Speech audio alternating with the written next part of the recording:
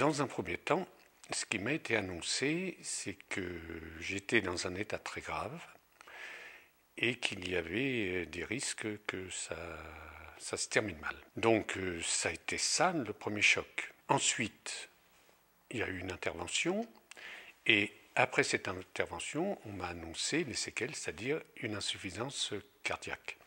Alors je dois dire que pour moi-même, l'annonce de l'insuffisance cardiaque, j'ai relativisé parce que compte tenu de ce qu'on m'avait annoncé avant, c'était un moindre mal.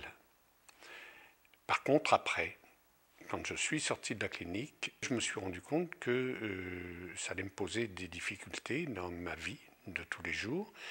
Et j'aime beaucoup voyager. On part en voyage 1 ou 2 fois par an.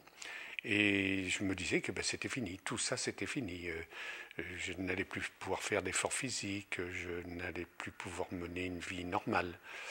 Et là, ça a été très dur. Psychologiquement, j'ai très mal vécu ce moment-là. Il m'a fallu un certain temps pour l'accepter, d'abord, et ensuite imaginer comment j'allais m'organiser pour vivre avec. Je ne pouvais pas oublier que j'étais malade.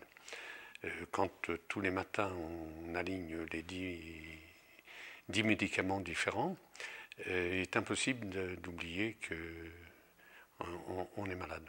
Donc tout ça, le cumul de tout ça a fait qu'il m'a fallu longtemps pour accepter cette maladie et imaginer la façon dont j'allais vivre avec. Il fallait bien que je m'organise pour vivre avec cette maladie.